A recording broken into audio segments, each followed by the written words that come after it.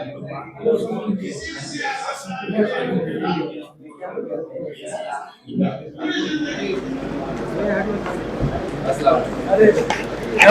नहीं यही लेंगे।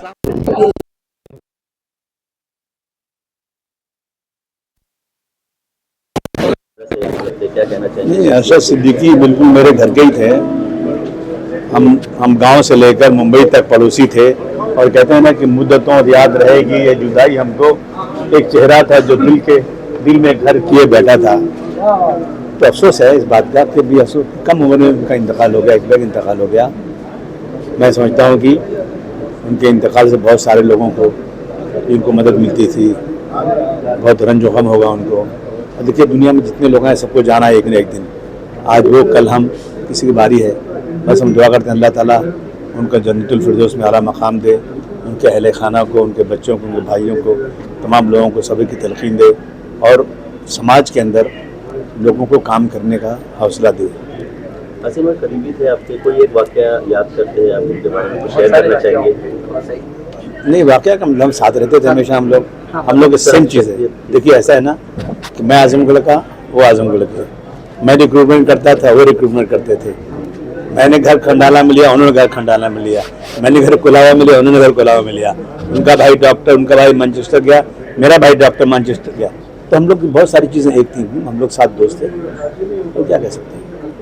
आप किस तरीके से देखते हैं कि एक सोसाइटी इसको कितना बड़ा नुकसान हुआ इसकी वजह से? बहुत बड़ा सोसाइटी का नुकसान हुआ, कौम का नुकसान।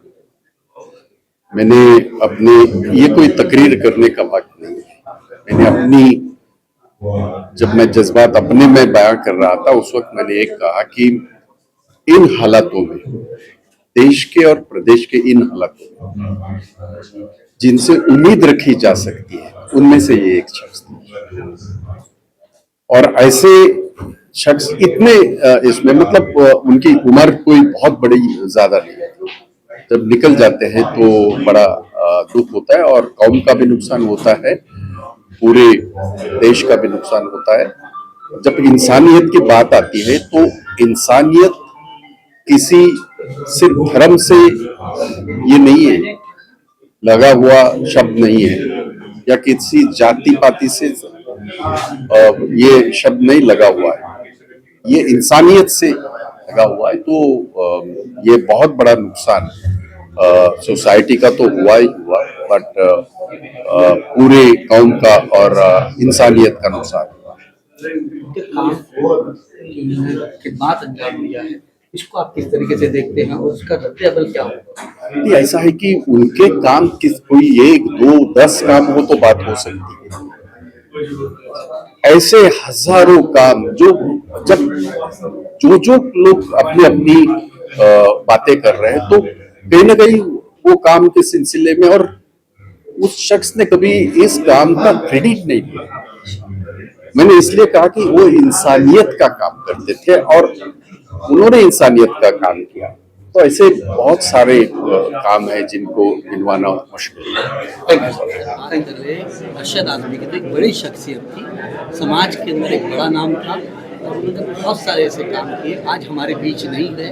देखिए एक सोसाइटी से जो है, एक सोसाइटी के बहुत बड़ा एक लीडर थे, क्या कहेंगे इसको?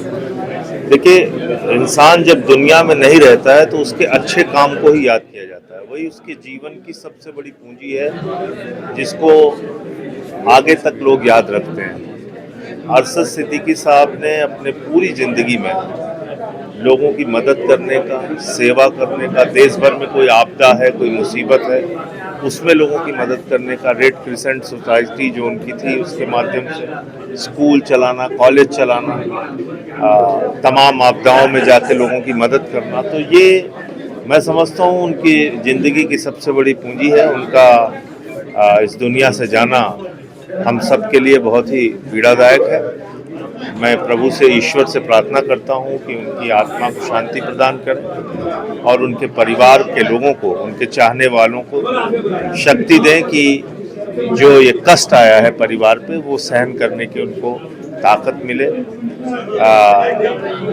साथ ही साथ मैं ये भी अपील करूँगा कि उनके जो अच्छे काम हैं सोसाइटी के लिए उसको आगे भी परिवार के लोग और उनके चाहने वाले जारी रखें। सर, उनके वालिद से आपके अच्छे ताल्लुकात थे। इलियास आदमी साहब के साथ हम लोगों ने काफ़ी काम किया था, कई यात्राएं की थी, और इसके बाद अरशद सिद्दीकी साहब के साथ भी कई मौक़ों पे हम लोगों ने, जैसे कोरोना का समय था तो दिल्ली में हालात जो थे उसमें बहुत सारी मदद हमने उस समय अरशद साहब से बातचीत करके और वहाँ पे मंगाई थी।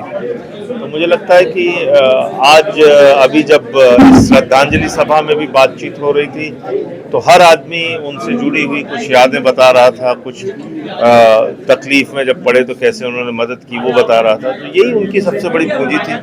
मैं उनको हृदय की गहराइयों से अपनी श्रद्धांजलि देता हूँ और ईश्वर से प्रार्थना करता हूँ कि उनको ऊपर वाला जन्नत में जाए। अगर बोलना है तो एक शेर काफी है, रुके तो चांद चले तो हवाओं जैसा है, रुके तो चांद चले तो हवाओं जैसा है, वो सब धूप में देखो छाँव जैसा है।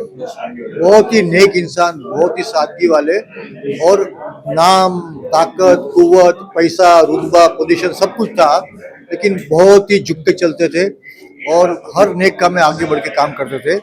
मतलब ये है कि आपको उनके पास जाके कुछ बोलने की जरूरत नहीं पड़ती थी। कहीं भी मुसलमानों को तकलीफ हुई या किसी कौम के लोगों को सबसे पहले आगे बढ़ने वाले थे।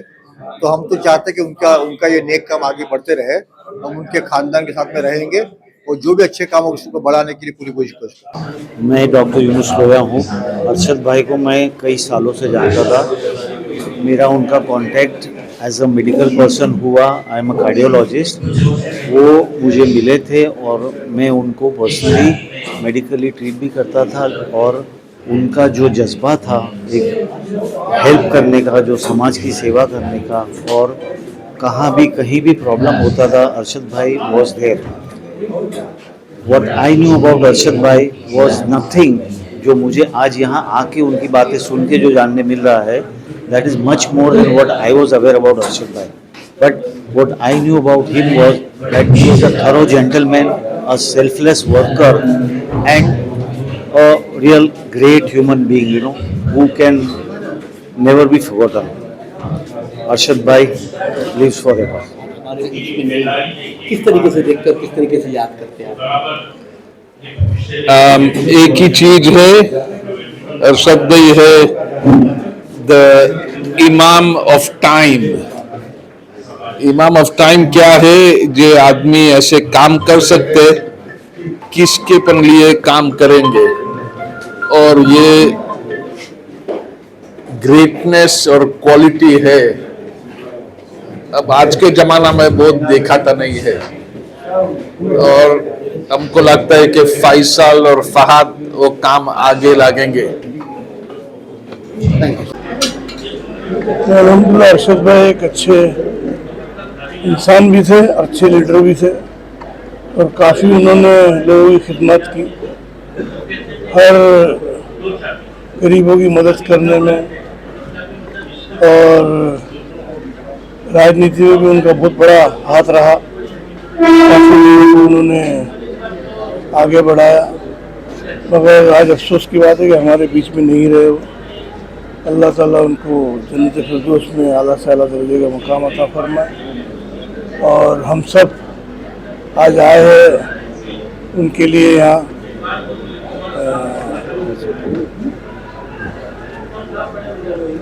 उनकी आज ये रखी गई बैठक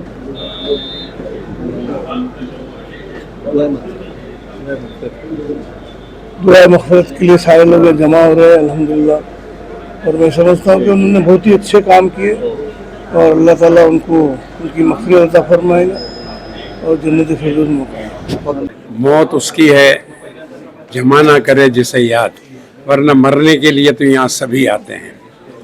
बहुत अफसोस का मुकाम है, और मेरे छोटे भाई की तरह थे और मुझे बड़ा भाई हमेशा मानते थे, और उनके घर के जितने भी फंक्शन वो मुझे ही आगे करते थे, मुझे इंचार्ज बनाते थे।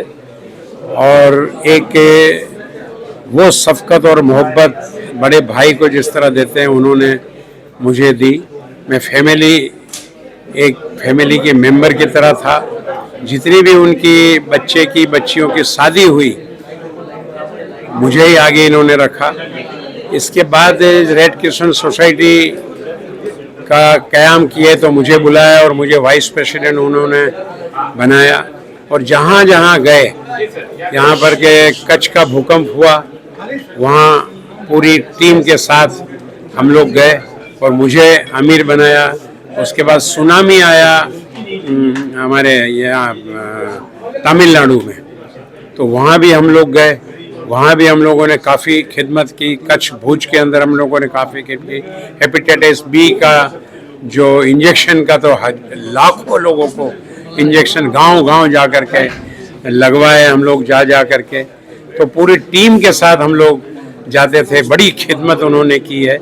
ऐसा अरशद सिद्दीकी का बरसों तक मिलना बहुत मुश्किल है। क्या है शेर, क्या है? अरशद सिद्दीकी साहब का इंतकाल हो गया है, उनकी शख्सियत के बारे में कोई ऐसा एक वाकया याद हो, 1 से 1.5 मिनट का आप जो बता सके, जो आपकी यादें हो, और आज उनको किस तरीके से याद कर रहे हैं आप? अरशद भाई के ताल्लुकात हमारे बड़े भाई से थे, हमसे भी 25-30 28-30 साल से थे।